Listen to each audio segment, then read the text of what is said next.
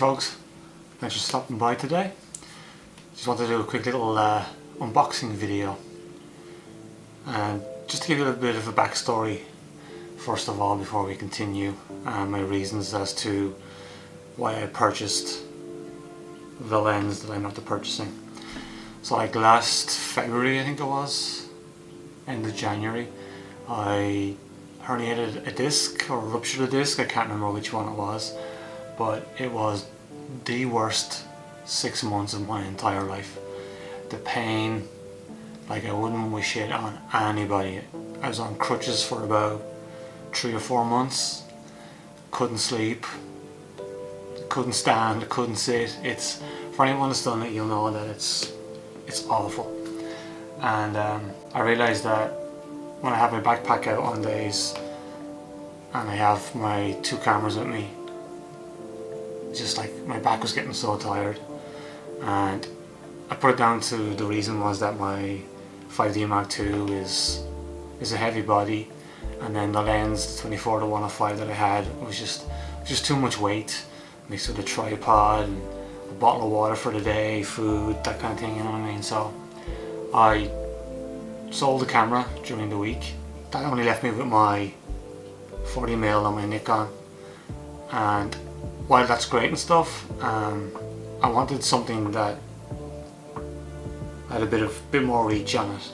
And full disclosure, the lens I bought was based 100% on budget. I don't have the luxury of splashing a lot of cash on expensive gear. None of my gear is crazy expensive. Everything I have is pretty much at the budget level, which honestly I don't mind. It's cool with me. Like, so I've never experienced like high-end cameras and high-end lenses. I went down a deep dive on YouTube, looked at all the reviews and what people had to say about it, and I like what I saw, so yeah, I went for it.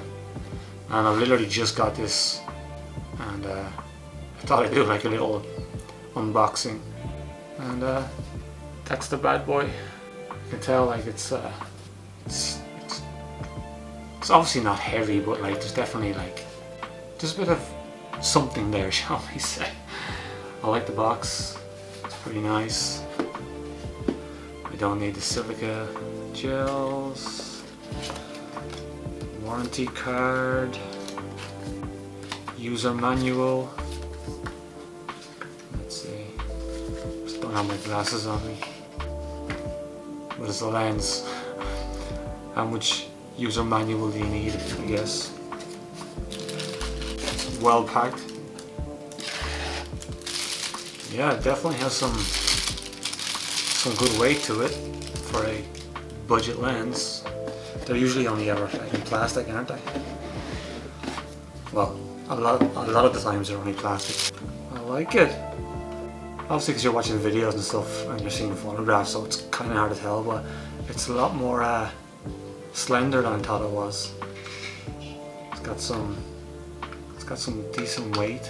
I did know that it is a metal lens, so I was happy to hear that too. Like my Canon's plastic, well, my Nikon is plastic. It's a lens hood. Oh, I like that. See the square on the top. It's nice. I always struggle with these things. I don't know about anybody else, but let's see how easy this goes on here. Nice, nice. It has a focus ring and it has the aperture ring, which I've never used an aperture ring before, but don't know if there's any benefit to it, or if there is, let me know. And I know that it is, or there is an auto setting, so you can use it. There's an auto setting, so I can select the aperture in camera as opposed to using the ring. How do I get this off? It's kind of weird. So the back lens cap has a USB in it apparently, and I can use that for firmware updates on the lens. Metal backing, which is all really cool. So yeah, I'm liking this. I I guess I probably should have said what it was at the start, but it's the TTartisan AF 75mm and f2. And I went for this, like I said, purely on cost. And I figured with 75mm it gets me up there a little bit more. And then I also have the crop on the camera, so I know there's a way to work it out, but I don't know how you figure out what the extra crop is that you get, if you know what I mean. So like, if I use the crop mode, does that get me to, I don't know, 90mm, 80mm? Again, if anybody knows, please feel free to drop it below in the comments. And yeah, I like it. It's very nice. And yeah, that was my first unboxing, I guess. So now it is like, what, I think it's like 6 o'clock in the evening, so I'm obviously, you know, like a kid with a new toy, so I want to get out there and I want to play around with it. So yeah, I think I'll pop outside, and next time you see me or hear me, it'll probably be talking about the photographs.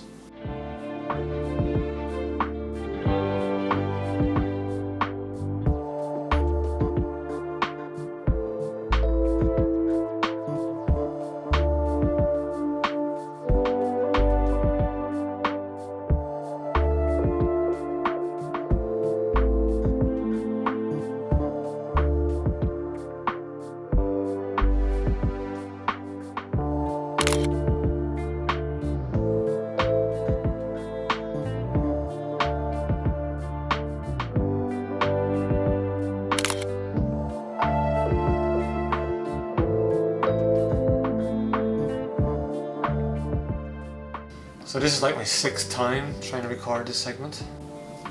Yeah, I don't know why, it's taking me so long to do, but anyway, I'm just going to be short, simple, and try and be to the point and show some more photographs. So who would want this lens, or who is this lens for? Well, I suppose primarily for me it's most likely going to be someone doing portraits and headshots. I have one example here of a snapshot that I did, and it's a portrait of a co-worker.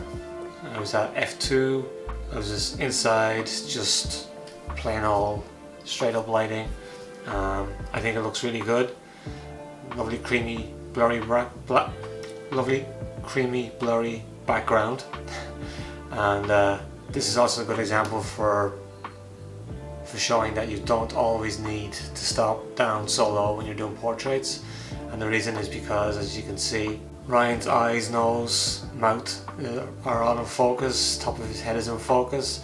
But if you look at the earbuds on the right hand side and his cheek, you can see that softness there, and that would have been prevented if I hadn't maybe stopped down, even maybe down to f3, or most likely f4, would have got all of Ryan in focus and still kept a nice blurry background. So just for anyone, you know, starting out or not familiar with portraits and stuff, or f-stops and all that, just be mindful that you don't always have to stop down to f2, f8 and what have you. Here's a sample of a few street shots that I took. The sharpness in all of them is really good. Didn't have any problems with autofocus, all that stuff. The only shot is this one here, the guy's playing basketball, because I missed focus on the two dudes. But yeah, as you can see here, this camera's more than capable of taking street shots. The only thing is, for beginners, the fact that it's a 70mm means that your image is going to be cropped in more. So 9 out of 10 street photographers will want will want a lens that's wider, you know, anywhere from 12 to 50mm generally. But the one good thing is, if you're shy and you don't want to stick a camera in someone's face, the likes of this 70mm will be really good, because you're able to stand further away from your subject, and it will bring your subject to you, as opposed to you having to go to your subject, if that makes sense. And then I have a couple of landscape-esque shots.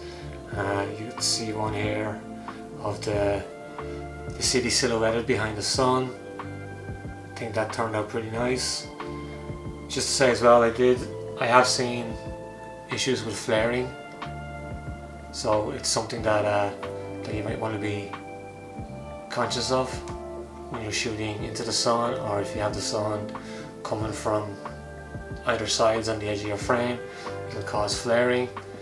You can use that to your advantage sometimes for artistic purposes, but you know, if you do get this lens, get out there and practice with it and take your shots and see how it works out for you. We have a nice shot of the tree here with the light coming from behind me. I like the shadows that are happening. I like the detail in the tree. Again, I think most landscape photographers will be happy with the quality of this. And then we also have the lone tree standing in front of the city with the grasses in front. It's not an amazing shot, I know, but again, it's just to show that the lens is very capable. So yeah, all in all, if you're on a budget, or you're a beginner, or you're a beginner on a budget, this lens is definitely worth the $200. It's a nice piece of kit, and I have no complaints with it whatsoever. I understand that some people, it won't fit what they need at all. $200, excellent value. Alright, so this video has exhausted me, so I think I'm just going to leave it there. You can look at the photos again if you like, and see what the lens is capable of. And if TTartisan, you're watching this, if you want, feel free to reach out. We can work something out for the future, that is. Alright folks, I'm going for a well-earned rest. I'll talk to you later. Bye.